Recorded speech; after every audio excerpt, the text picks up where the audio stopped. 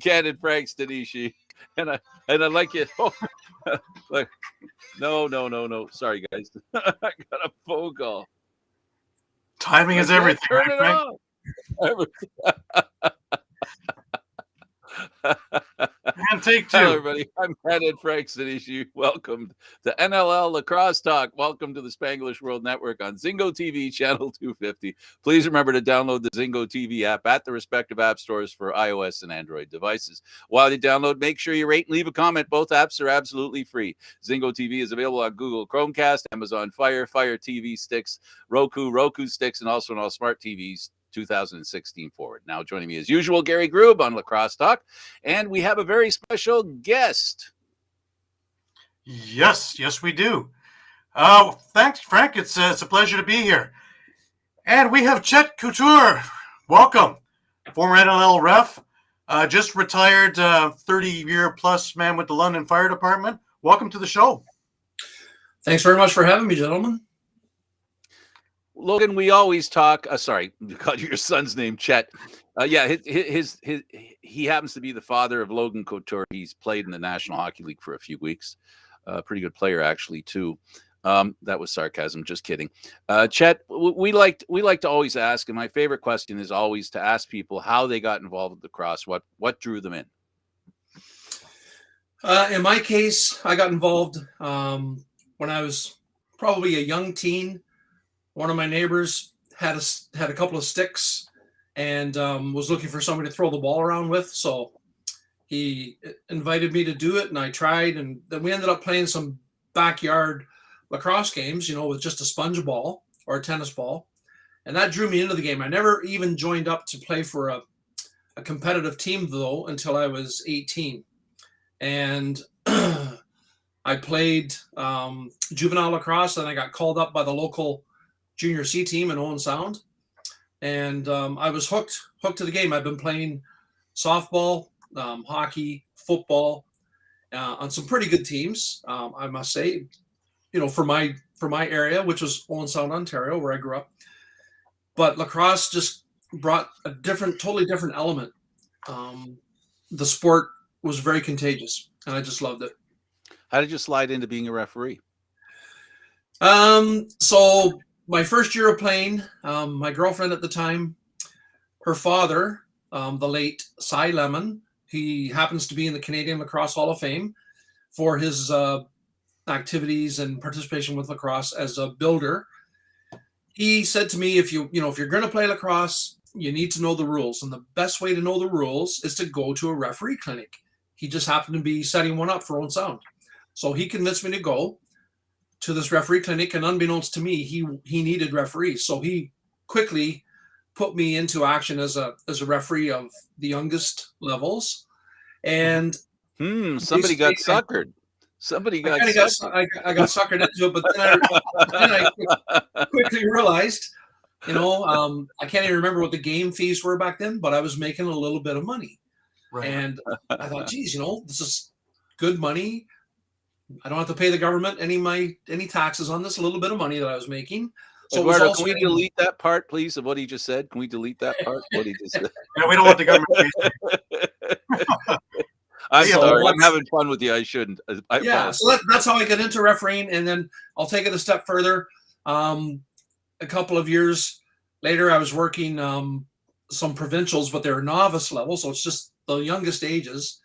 And there was a team from Brampton, and two of the players were Blaine and Wes McCauley. Oh, boy. And you guys may recognize Wes McCauley. He's one of the premier, if not the best NHL referee right now. 5 minutes for fighting. Right. Well, Wes and his brother Blaine were on this team, and their father, John McCauley, was the coach. And at the time, John had ended his NHL officiating career and was the director of officials. And he approached me after I refereed a lacrosse game of kids, and he said, "Can you skate?" I said, "Yeah, I play senior A hockey." He says, "Perfect." He says, "Here's some information on our NHL referee training camp coming up."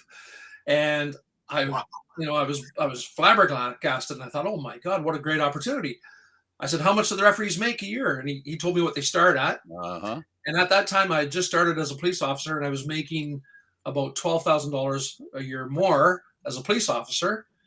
And then I spoke to my wife at the time, who was Cy Lemon's daughter, and she said, "Well, I don't like the schedule that an NHL referee would work. It's 3 Right. weeks on the road and 1 week at home, 3 weeks away." She said, "I don't like that schedule." So I never did pursue it because at the time I wanted to stay married.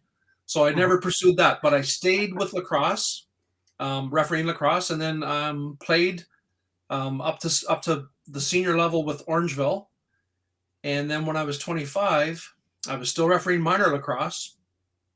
And the director of officials for the Ontario Lacrosse Association basically recruited me pretty hard to pry me away from playing with the Orangeville Northmen, which was a storied senior franchise. And it was tough to walk away from playing, but we used wooden sticks back at that time. And I tell you, it was really tough on the body. And I would work midnights as a police officer, go play lacrosse, at 8 o'clock at night, finish the lacrosse game, drive back to work, brought back in and go to work, and my body would be killing me from all these cross checks. Wow. So Sure. I made the decision to get into refereeing in the Ontario Lacrosse Association at that time. And then subsequently, a number of years later, when the Major Indoor Lacrosse League was basically, went defunct, and then the NLL surfaced, and I believe it was 1998. I was recruited in to that league, and started out there, and was happy to last 13 years in that league. It was a lot of fun. Great job. Now, you did start. You played. You refed a year with the Major Indoor Lacrosse League. What were the differences did you find between that league and the newly adjourned National Lacrosse League? Because I have a couple of the rule books, and the rule book for the MILL, or it was here, or thinking of the NLL, and then by the time you all finished, it's a little bit more to remember. Right. I was So- just last year, I think 2010, right? Just to clarify that, I did not referee in the MILL. I just knew that I'd watched some of the games and been to a couple games, and then was recruited when the NLL began. Okay. However, that first year, I do recall looking at the Major Indoor Lacrosse League rulebook, because that's what we had as a reference. Mhm. The NLL rulebook was just being produced, so it was a very thin rule book with the mill. Plus, having watched games, I used to think, geez, these guys can get away with murder out there. Pretty And much, there's- yeah. Right? Yeah, because It was- things that would be 5 in a game now, I would say is probably change of possession back then. Oh, absolutely. I recall Or a watching warning. severe 5-minute match penalty, boarding plays, high sticks that were just 3 game commonplace. suspension to go with it, and And it was like, game on, play on, yeah, But, Darren Kilgore, when he was with us, he called it the Wild West. Back then, In it the was mill. just the Wild West out there. in the mill. Yeah. Yeah. Yeah, for sure.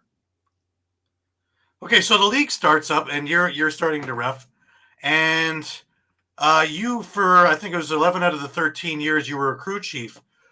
Your first couple of years just getting your feet wet. Who did you work with? The first few years, I mostly worked with veteran referees, of course, like Bill Fox. Mhm. I believe you're wearing a Bill Fox jersey. I am wearing a Bill Fox original jersey. Yes. Uh-huh. Right. That's awesome. I hope you're Have watching our this, buddy. Right, beautiful patch. So I have Bill to fix Fox, the back to go with it. Rich Tamburino was still refereeing at the time, and out of the Boston area, of course, there was Ray Condon, Bruce Crawford, Dave Berman. The only other Ontario referee that came in to the NLL that I did work with was Scott Malloy, Mhm. and I worked with him a lot. And Mike Ventura was another veteran referee back in those days. So I mostly worked with those guys for the first couple of years. Now, you had a good rapport with the players, with the coaches, so much so that I got word from some of my friends in Philly that you were probably the only referee that was a fan favorite. Now this is a town that threw snowballs at Santa. They booed Santa, but Chet Couture, he's okay with us. How do you Well, explain that? well, my best explanation would be that when Philly hosted the games, the players from out of town and the referees would stay at the local Holiday Inn, Mhm. and they always hosted a post-game party at the Holiday Inn. So sometimes the refereeing crew, if we got up enough nerve, and felt that people didn't want to kill us, we would go to the party to have a drink, and the post-game party and have a drink, and quite often that was an opportunity for players and fans alike to approach us and say, and this would be mostly true with the fans, the spectators.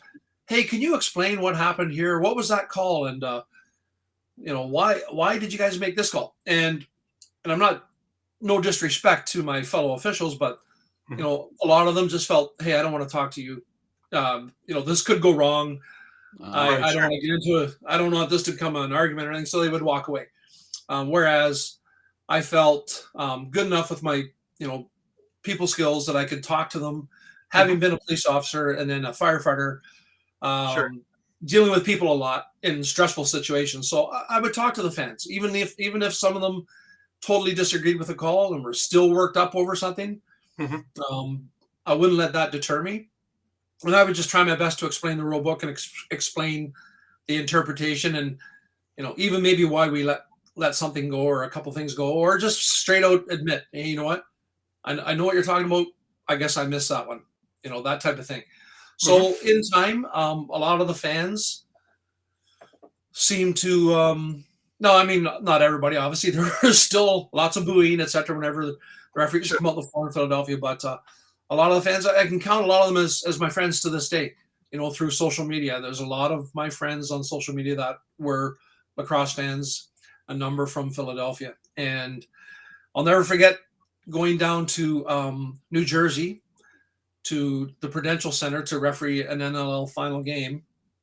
I'm trying to remember. I think it was the New York Saints might have been in the final. Regardless, Philadelphia wasn't playing, but there was a whole contingent of Philadelphia fans at the game. And I'll never forget coming up to the floor and they started to chant my name, like a respectful chat. And I must have had a smile ear to ear, and I just couldn't hide it. But it made me feel pretty good, actually, to be honest. Sure, of course. After years and years of being put down and death threats and everything else that happens to a referee. Well, we've had a number of refs on the show, and we've talked about, especially of recent, with MSL and the OGALL here, going with zero tolerance for all the chirping. In fact, they tried it out in the summer with the zero tolerance, and games wound up under 2 hours. Oh, wow. Long time in coming, don't you think? I agree. I mean, I wasn't aware of that because obviously my focus these days is watching hockey and of course, yeah. things like that. So I wasn't aware of that, but it is a long time coming, like you said. And, they're bearing the fruit of that decision by having quicker games, and there's a lot less crap going on after the whistles, I presume, which helps facilitate a much faster game. That's great. Great to hear. Well, I watched it in the first MSL game that I'd gone to over at track, and it was astounding because I watched one of the players speak up about something and very simply, "Gone. Bye. Have a nice evening." Wow. And that stopped all the chirping for the rest of the evening. Very, very simple. You didn't hear anything off the benches. Right. Well, I think if that had been instituted in the NLL back in the day, it might have led to a mutiny of sorts, because it just seemed to be, natural for players and coaches alike, to vent their disagreement with some things that happen on the floor, some calls, missed calls. But I do know from my experience as a player and then a referee that a quick little explanation, if required, or like you said, a quick little, okay, you said your piece, that's it, no more, and leave it at that. A lot of players respected that. There were the odd one that didn't, but conversely, some officials had that. If they heard a little peep, you're gone. 2, 5, 10, gone. And that didn't garner them a lot of respect from the players and coaches because they were deemed to be, they had rabbit ears and they heard everything and they reacted, on everything. They jumped all over the players and coaches if they said boo. So there's two different ways of looking at it, I suppose. Chet, don't you think that the referees deserve, like, I know you're a ref, and I know what you're saying right now, but the respect that referees get in a game should be very high. There shouldn't be an automatic, sometimes, players tend to complain a little too much, and I think with that, and I know you're old school and stuff like that, but you have to admit that part of the problem in sports and in life in general is that we try to question everything. And what questioning does sometimes is, like Gary said, it extends the game. And for the sake of the game and having the games be shorter so that the fans get to enjoy the game, because I don't think the chirping is the reason why the fans go to the game. I know they go there to see the odd time that gloves get dropped, right? I know they go to see that, Right. but the chirping stuff is something that I'm glad they're getting out of there. And I know you're not saying that it's not a good idea. You're saying that there was a different mindset, right? So what happened was you had referees that had that kind of thought, that you'd have the guy that would talk his way into a player understanding if the player was able to understand, and then you have the referees that go, I don't have time to talk to you. So now what's happening is it's becoming a little more streamlined. And I think that's better in the long run, because one of the biggest problems I think in sports and in officiating is inconsistency. So if there's consistency, that makes your job or the referee's job easier if it's, more consistent. And then all the ref has to do is call the game consistently. And that's, it's not easy. The problem with being a referee and the problem with being a referee is not being noticed is the aim. And that's hard. It's hard not to be noticed, right? Right. Especially in the game of lacrosse. You compare lacrosse to hockey. The lacrosse referee makes way more calls in lacrosse than in hockey. There are far more penalties, generally speaking. There are far more rules that can result in a stoppage of play and a change in possession. That doesn't happen in hockey. There's never a change of possession. It's either a stoppage of play and a face-off. Away we go again, right? So lacrosse referees do, on average, make far more calls, far more stoppages, etc. But everybody's adaptable. I think back when I was refereeing, if that had become a rule that there's zero tolerance for chirping, questioning the referee, if that were brought in as a penalty, perfect. We would have adapted as referees. Players and coaches would have adapted, or they would have paid the consequences, right? Just like it might be happening now, as Gary mentioned, with some other leagues. They've got that policy. I do think it's great. Like, I understand, I do know that there were times when I would try to give a player or a coach a quick explanation, and another referee who maybe didn't subscribe to that theory, who didn't want to hear boo, would come to me and say, come on, get away from him. Like, don't talk to them. And but of course the other players would all hear that and then dislike that referee because hey, he's not letting me get an explanation, type of thing. Yeah, but you're not trying to have him. But you're not trying to have him disliked. It's just a different personality. And at the end of the day, again, that's what it comes down to, is consistency. The other thing on the subject of officiating and officiating style, how do you feel about the vertical integration of having officiating consistent from the youngest to the oldest and even the pros? I think that's a good idea as well. I'm not really sure what is going on in Canada with the box lacrosse rules, if they've changed those to try to mirror that of the NLL. I know that there's some indoor leagues in the United States. Again, I'm not 100% sure if they've integrated all those rules. If they have, or if they're aiming to do that and working toward that, then I think that's a great idea. It's going to help grow the game for sure. Not every player is going to become a professional player, but there is something to shoot for, or something to aim for those players. And the Arena Lacrosse League here in Canada, here in Ontario, anyways, has since the beginning used NLL rules as kind of a way to get the kids prepared for the next level. so they know that they're used to this type of play, and it's just an easy jump forward. The MSL tried it in the summer. The OJLL also tried it in the summer. So it seems like they're finally going to streamline. But where we wind up in problems in Canada, especially, is Alberta has a different set of rules. BC has a different set of rules. And then when you have the Minto Cup and the Man Cup, to try and get all these rules together, now you have a different set of rule books. And then it's tough for you guys as refs as well. That is very problematic. I worked 3 Man Cups in a row.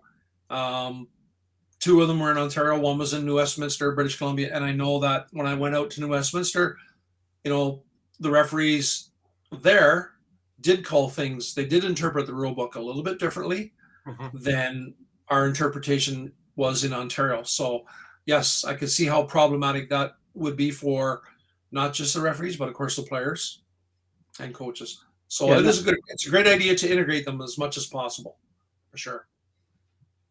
It also helps the game.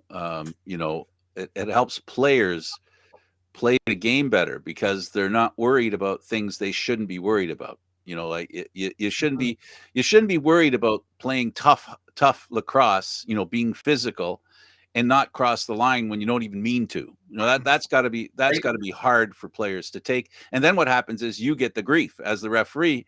The person legitimately, the player says, I'm doing what I've been trained to do. How am I supposed to know you're going to play with different rules? So I think that's why it's best that the integration and also the basic leveling off of what the rules are everywhere is a great idea. It's why it's a great idea. Now, it's not easy with all the different leagues in the 2 different countries. Then talk international too. That's a lot of people that have to agree on what the rules are. But Gary and I have heard how they've done a real good job of trying to listen and trying to work together. We've had that, right, Gary? Yes, we have. The other thing is when you were reffing, you had it much more difficult than, say, the guys now, because you only had 2 main crew on the floor and, of course, 1 in the box doing the timing. Now, of course, with 3-man crews, they're able to get around a little bit more. But with guys flying around, because, again, the quickest game on 2 feet, how difficult was it with just 2 of you to try and get this thing? Because to be in the right position to catch everything is damn near impossible. Well, it was very difficult. Not going to lie. When I came into the league, 1998, we had a 3-man crew on the floor. So it was much easier to have good coverage at the goal end where the ball was. It was much easier because you would almost have 2 officials down in that end, keeping an eye on the play while the 3rd official was back at center floor watching anything from back there. So you had 6 eyes on the play. Once that's reduced to 2 officials, and then because of the speed of the game going back and forth, it was definitely challenging and much more work to get that proper coverage. And, quite frankly, I'm sure a lot more things were missed with only 2 officials on the floor as opposed to 3. Well, I would just think of a Joey Capito in transition or a Scott Dominey who doesn't have the nickname Flash for no reason. And if he gets it, he's gone. There's not a player going to catch him, let alone an official. So if something's if a toe's in the crease, there's no way you're going to see it. Right. Like in my time in the league, I'd probably offer up Stevie Toll as one of the fastest, if not the fastest player of that era. And once if he would pick off a pass and take off, that back official that had to transition, good luck trying to catch up to Stevie Toll and be in great position, for a crease call.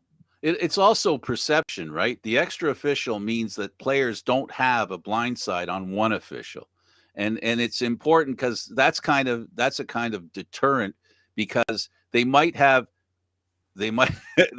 Couture, on a blind side, but then there's that other official that they don't see that could nail them.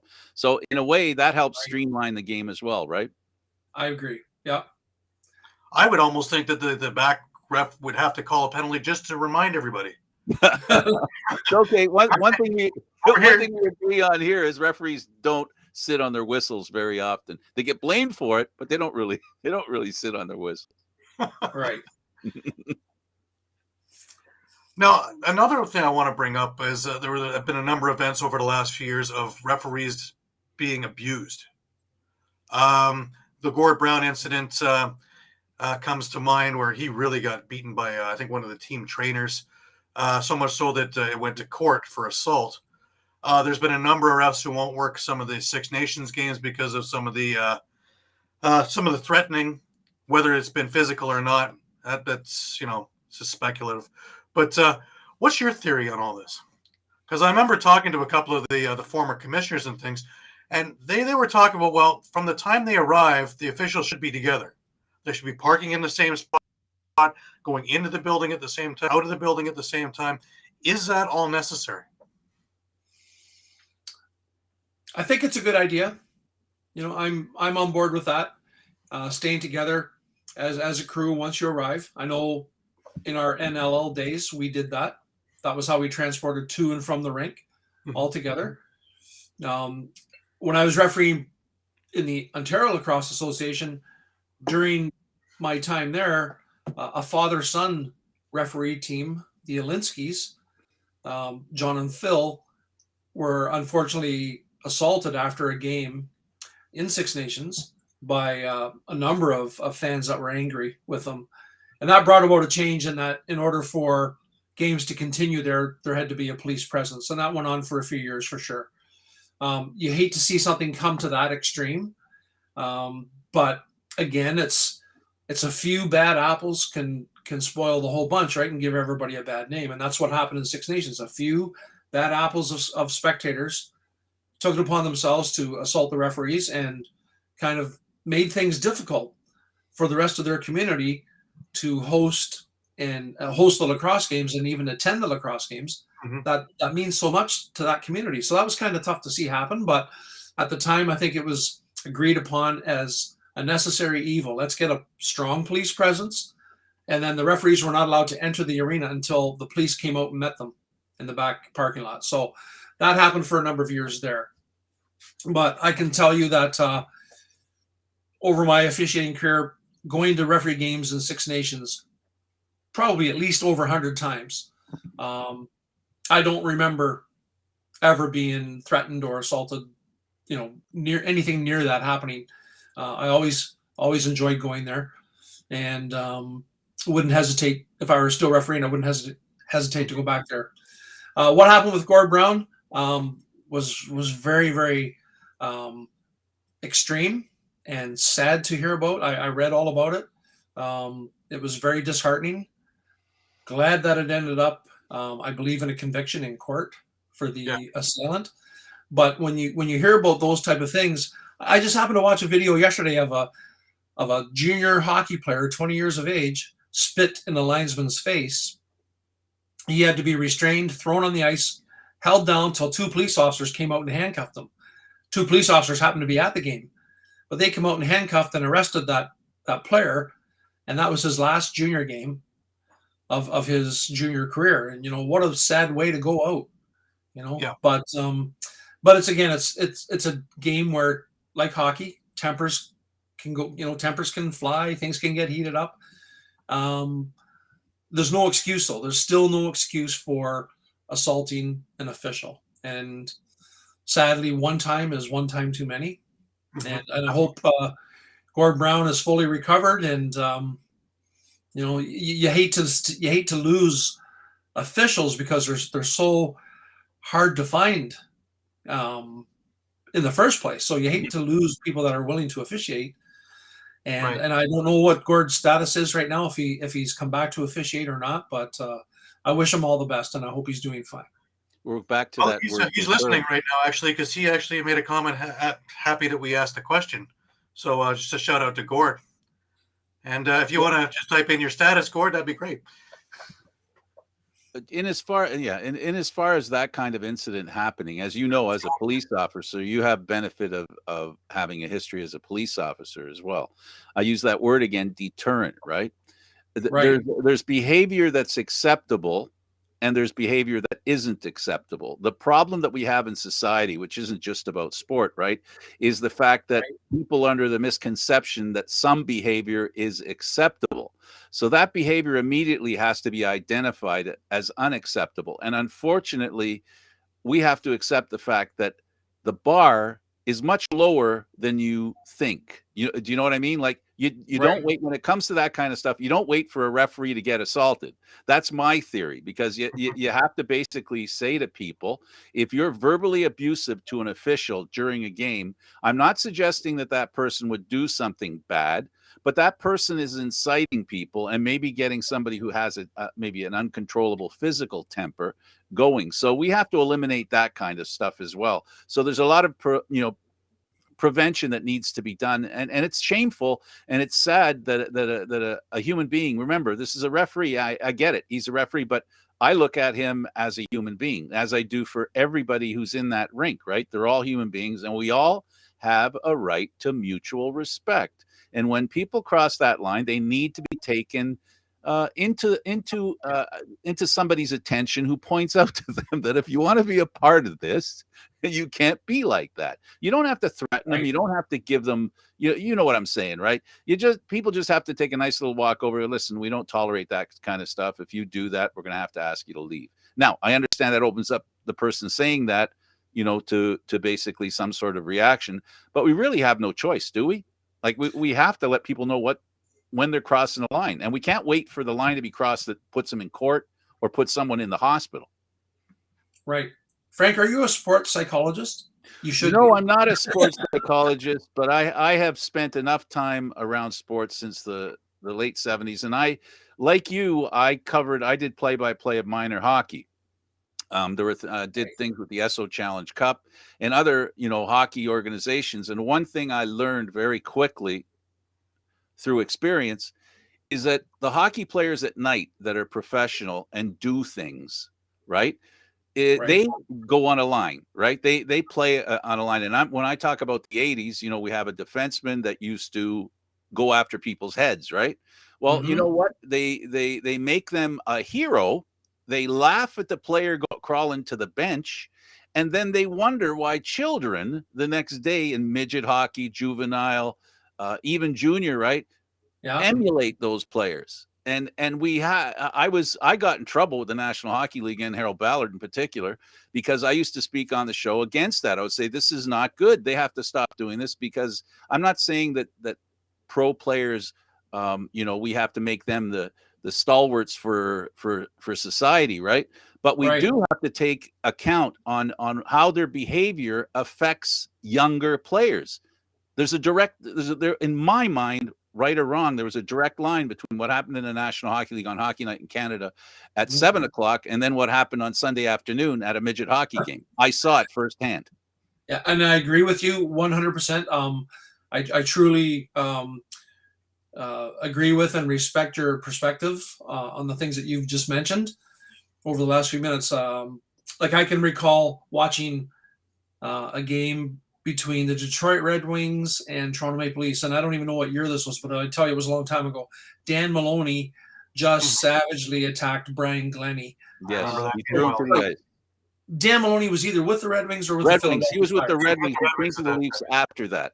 Brian Glennie was the Maple Leaf, and he was like a rag doll, and he was tossing them on the ice. He was banging them against the ice. I think he got a suspension for that. I think he did, but I remember myself, because I didn't play that way, but I remember thinking, oh my God, that's brutal. And yet, I knew a bunch of guys that went out and tried to do the same thing, playing hockey and lacrosse after that. Like, it was like you said, they're trying to emulate what they see on TV, that, hey, the pros can do this, then I can do it. And, and the same thing happens today. Now, I'm happy to see that the NHL is trying. I think some cases they don't get it right, in my opinion, but they're trying to cut down on the headshots, and so is the NLL. I know they brought in, the match penalty for high sticking back when I was officiating, and the 5-minute major call.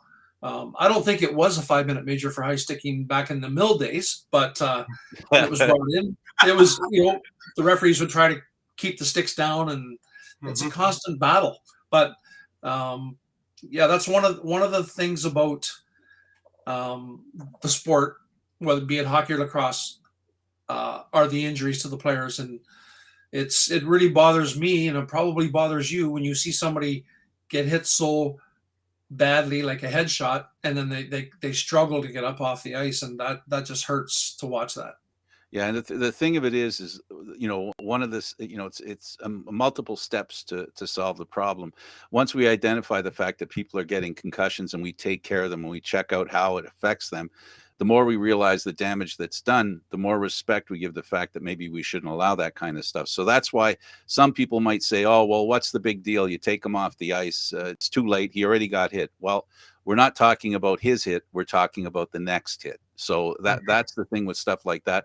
And as an official, I have to imagine that when you've been a witness to somebody getting really hurt, even if it's clean, it must, you must feel a little bit bad. Do you feel a little bit like a failure sometimes? And I don't mean this in a real serious, dogged sense. I just mean you're a human. Remember I said human beings? You're a human being. You see somebody get hurt. You really have to, no matter whether it's your fault or not, you must feel something too. So that's what I mean about the community, and that's what I mean about humans. Right. No, good point. And I think, as an official, which you've officiated, hockey games yourself, as an official, you do feel some responsibility. Like you said, even if there was no intent to hurt the player, it could have been just an innocent trip, and then the player gets hurt as a result, an accidental trip, because they do happen. Yeah. Stick rides up off of a player's shoulder, which was going to be a good hit, but it rode up. So it's an accident, but the player gets hurt. Yeah, as an official, you still feel bad. You don't want to see anybody get hurt. You really don't. I just wanted to make sure that people understood that referees are human. I sometimes wonder whether people realize that referees are actually human. Yeah. Yeah.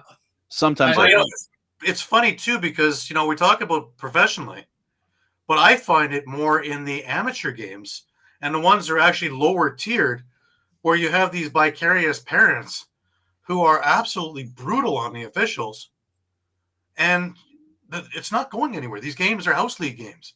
You just need to take a chill pill, relax. Right. And it's brutal in some of these games. And I think it goes back to what, Frank was mentioning about so many people see this, oh, this is okay to do this, because, I saw the NHL players, screaming at the referees, or the coaches screaming at the referees, or the fans, banging the glass and throwing things in the ice. And yeah, that's part of being a spectator. I guess you have the freedom to voice your displeasure, but it's sad that not everybody does it within reason, the parameters of sanity, because some people take it too far. And I do know, there are some arenas around. I wish every arena would do it, but some arenas have signs up. Basically it's a code of conduct for spectators. Right. And if you yell and scream at the officials, then you could be subject to removal from the premises. And I think every arena should have that. Sadly. Absolutely. No, it's not sad. Please don't feel any remorse about that happening. This is not something that's debatable. Mutual respect is an important factor in life. If people were all angels, we wouldn't need police, and you would have been unemployed. Right. What I meant was, it's sad that that's the way a certain segment of society is. It's sad. I know how you meant it. You meant to be forgiving and understanding. It's sad that we have to try to regulate or put a stop to bad behavior before it happens. But hopefully, you're exemplifying decency, and you're right. Decency is important too. But yeah, you're right. What you said happens far too often with minor sports, be it lacrosse, hockey, soccer. Like, I've been to watch some kids of my friends' games, and I remember one parent who I knew he was standing on the sideline of a kid's soccer game, and he purposely stuck his foot out to trip the referee as the referee was running by. And this was like a 12-year-old referee, and a grown man did that. A grown man who otherwise, I worked with him, every part of his life, he seemed like an exemplary guy, yet he did that. And was banned from going to his daughter's soccer games for the rest of the year. The saying that I dislike a lot, and I disliked it from back in the 70s and 80s when I did our show, was that if you're not cheating, you're not trying. Right. And that permits the cheating, right? That's saying, well, if you really want to win, you have to cheat, which I understand what they're trying to say, but you know what? It ain't right. You can't say you got to cross the line to prove that you care. Right. So it's hard. Well, That's what we're up against. That's what referees are up against. Anyway, that was my point for that. Yeah. And I'll just mention, like, as a spectator, now, whether I'm watching lacrosse or hockey, in my opinion, there's not much better than watching a very, very clean team just go out and play hard. Play hard, but within the rules, and force their opponents to grab them to try to slow them down, or take penalties against them simply because they're playing hard and fast, but within the rules. I love to see that type of hockey or lacrosse. It's happening in lacrosse too, and it happens in hockey a lot, where who's taking out the clean hits. It's the other players who don't like the clean hit, and then they retaliate because somebody just got nailed with a clean hit, and they seem to be removing the hitting in the game more than the officials are. It seems like it. And that's mind-boggling to me, because I know I've seen it. I've seen my son make a perfect hip check on a guy in the NHL, a perfect textbook hip check, nothing dirty about it whatsoever. And then immediately two guys are chasing him around the ice. Like, what's wrong with a perfectly clean hit? Whereas you see some dirty hits and the guys don't react, Yeah. The depends who's throwing the hit is what you're talking about. Right. It depends who's throwing Pretty much, yeah. I guess. Anyway, back to lacrosse, Gary. Well, I was going to switch a little bit and talk about your son a little bit. He's had a pretty good NHL career. Did he start out doing any lacrosse, or did he just go straight into hockey? I know he was a good baseball player as well. Mm-hmm. My son Logan played. Well, I had him skating at a very young age, probably just before 2, and then he got into baseball at 4 or 5. Played his first hockey at 5 years of age. And then we had played backyard lacrosse, kind of like I did as a teenager. But with Logan and my other son, Judson, we would go out and throw the ball around, play catch, maybe take some shots on the street in our hockey net. But when Logan was 9 and 10, he actually did play lacrosse, like on a travel team in London. And he was, very good, just being a good all-around athlete. He was very good at lacrosse. And actually, I should back that up, because I do remember when he was 4, he was playing peanut lacrosse. Okay. So he actually did start playing at a really young age. But his first competitive team was when he was 9, and then 10. And then after that, he just realized that there was too much going on, because he wanted to play baseball, hockey in the winter, and he also wanted to do some spring and summer hockey tournaments. So it was just too much to keep up with the lacrosse, which, was his choice, and I respected that. But being a lacrosse guy, I would have liked to see him continue with it, but it was his choice not to. Now, was he one of the reasons why you... Sorry, Frank. No, Gary, just remind people he played for San Jose, that he plays for San Jose. Who is this person we're talking about? That's all. And you can go on. Yeah, no, was he one of the reasons why you brought up that 3-on-3 Hockey International, the 3-on-3 tournaments that you brought over to London, Brantford, Cambridge? Because that became quite a big thing for a number of years. Well, it was one of the reasons for sure. 1990, I think it was 1998 was my first year running a 3-on-3 tournament, just to test the waters to see if it would be popular. I played some senior A hockey. My last year of that was 1995, and then I'd gone and played in a 3-on-3 tournament in a really, really small town. It was something that was hardly ever nobody ever talked about it. We just stumbled across this tournament advertisement, so a bunch of friends and I went in it. And having played it, I thought, geez, I wish there was something like this, for Logan to play in, because at the time Logan would have been 9 years of age, or 8 years of age, and I thought, I'm going to start my own tournaments. I couldn't find anything for kids, so I started my own, and then it just grew. That first year of running these tournaments, I think I had 16 teams, and then at one point, one tournament weekend, I had 250 31 teams of 10 players each, so that's over 2,000 players. And I had to use 13 arenas all around London. So it was very, very popular. It just became a huge undertaking. And after 13 years of that, once Logan had made it to the NHL, I decided to no longer run those tournaments. Mhm. It was about the same time that I retired from the NLL as well. Right. Well, a lot of you had a lot of players from these things make the OHL and the NHL. It was quite a quite a skill. Lot. Yes, a Yeah. lot. A lot of players from Ontario. The vast majority. Well, I don't want to say the vast majority, but a lot of Ontario players that went on to the OHL and the NHL came through the 3-on-3 tournaments that I ran over the years. Now, being an Owen Sound guy, I want to, again, we're going to go back into lacrosse a little bit, but just to some of the more current stuff, the MSL, the Brampton Excelsiors, being a part of the Excelsiors executive, sold the team to Joe Norton, and he Transferred the team, Gary. Transferred the team. Transferred the team. My mistake. And he moved them to Owen Sound, and there's been a big kerfuffle there. What is your take on this? And do you think Owen Sound is going to embrace this team enough that this is worth all the headache that's come down for him? Well, that's a good question. I'll answer the last part of what you stated. I don't think Owen Sound would embrace the team enough for it to be worth the hassle. I know that attendance issues were plaguing the Excelsiors in recent years for sure. Yeah. And we know why that is. And we know why that is, in fairness to Brampton and in fairness to all the junior organizations. Right. Yes, I don't know of too many teams, save Orangeville and Six Nations, that maybe Whitby too, that didn't have a consistent.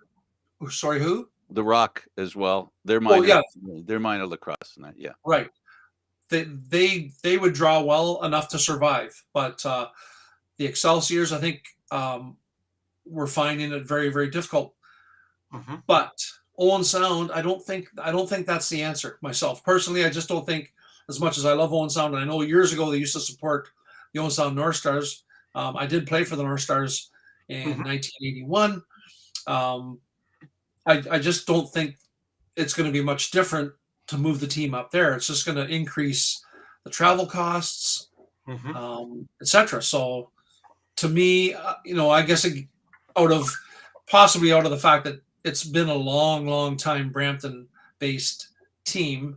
Yeah, 150 years plus, right? So right, with a great history, why move that with the hope that you're going to get a few more fans? Well, you're talking about the North Stars. Well, he owns the Owen Sound Bug Juice North Stars now, as well. Right. So I guess he wants it under one umbrella. But I haven't seen a game there yet because of COVID and everything like that. So I don't know. I figured an Owen Sound guy would have a better perspective on this than I would. Yeah, I just don't agree with moving that team out of Brampton to Owen Sound. Mm-hmm. But I'm just I'm just an observer, so my opinion doesn't matter much. Right. But it's a good question. I'm glad you asked. Well, to be clear, what we're talking about here is trying to determine whether a team can survive during the pandemic, because essentially, they're being told you can't have anybody watch. So, I guess we'll find out, Gary, once not only you're able to go there, but everyone else, to see the kind of support they can get there. I think the underlying question that Gary's asking, or at least I'll change it a little bit, what is the popularity of lacrosse in Owen Sound in relation to Orangeville, Peterborough, Oakville, being, of course, I'm talking about the Rock. In regards to that, do they fit into that same kind of category, or what percentage of those kinds of organizations do you think Owen Sound can do as far as interest in the community? Well, I'd have to say, to be perfectly honest, in recent years, I don't know, because I haven't been up to Owen Sound to see a lacrosse game in recent years.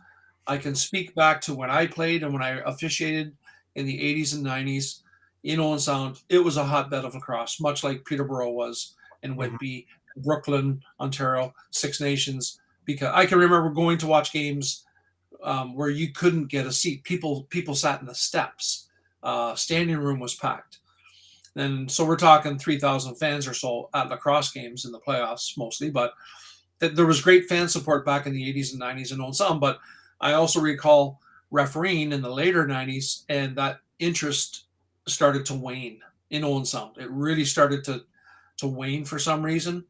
I can't explain why, maybe other than people were finding just different things to do. Lives were getting busier, much like in other places too. But I know Six Nations and I believe Whitby and Peterborough always maintained healthy fan bases. But I do recall it waning in Owen Sound. I don't know if it's come back in recent years. Obviously, the pandemic has changed everything for now, but I just don't think that the support is nearly what it used to be for lacrosse. Do you think it's also tough to get the players to go there? Because you're looking at a 2.5 hour drive, and especially in the summertime in a weeknight game where they might have work the next day. So you're talking about coming home 2-3 in the morning to get up and go to work the next day. Do you think it's a little bit more difficult and challenging to get players to play there? Oh, absolutely, because that's a huge sacrifice on the part of a player, especially if they are working, to have to do that. And again, that ties back into transferring a team to Owen Sound from Brampton when probably the majority of your players are coming from the GTA area or southwestern Ontario or southern Ontario, as opposed to the Owen Sound area. Owen Sound's going to have a few homegrown players that could probably play at that level, but the vast majority of the team are going to have to come from south of Owen Sound. So why move the team up there from Brampton when that's where the vast majority of your players are going to come from in that area? So I understand what you're saying, and I agree. That just doesn't make a whole lot of sense to me. I recall back when I played for the North Stars in the 80s, and during that whole decade, the bulk of the players that went up to Owen Sound either were found summer employment up there, or had jobs arranged for them by the executive members. But they had apartments in some cases provided for them. But the vast majority of the players, well, 2/3 at least, came from the GTA area or St. Catharines or Hamilton back in the 80s and 90s. Is there a native community in the neighborhood? In Owen Sound, there's not a lacrosse. There are a couple of smaller native communities, but lacrosse isn't really played. You understand why I was asking. It was just a question. Yeah. The vertical integration of a company, because that's what we're talking about, an organization. They have a bunch of junior, and they were looking for the cherry. He's thinking, I guess, with the cherry on top. He's kind of, I think, I can't get in his mind, but he's kind of replicating what Jamie Dowick is doing in Oakville with the Toronto Rock. Basically, you have the kids from the time that they're very young till they get to junior, and then maybe even now they want to play for the older team because they live in the neighborhood. It only takes about 30 players. I don't know if Owen Sound could support, because that's what we're talking about, right? Is you're going to need about 30, very good players, which sounds easy enough. But, that level of player is like, I think if I said 2 out of 100, I think I'd be generous. I agree. It would be tough. It would be tough for that community to come up with a team full of players just from the community and be competitive. That's just a sad reality. They have to get players from all around. That speaks to the sustainability, which is the issue I think that you're raising, right? Right. Well, Chet, I want to thank you for taking, this was a quick hour, I'm telling you. I want to thank you for taking the time with us. It was absolutely awesome. Thank you so much. Guys, it was an honor for me, and I really appreciate being on your show, and I appreciate your perspectives and your love of the game. Keep up the good work. Oh, thank you. We do, Gary's been in it for a while, so have I, and I think you guys are all worth it, and the love that you have for the game is something that we've heard from everyone else that we've had here. There's a dedication to the game that's unmatched, I think, in sports. Well, thank you so much. Appreciate that. All right, Gary, thanks again. Thank you, Frank. It's always a pleasure talking across. Thanks to Gary Grube and of course, Mr. Chet Couture. For Gary, Chet, I'm Candid Frank Stanishi. Thank you for watching Lacrosse Talk, NLL style as well. Seen live Thursdays at 4 p.m. Eastern Standard Time. The show can also be heard on the Spanglish World Radio Network. For Lacrosse Talk, NLL style, news, entertainment, and other sports programming we offer, please check out spanglishworld.ca. Spanglish World. Watch it, hear it, read it, download it, and live it. Thank you for watching. That's what you get for not having water. Until next time.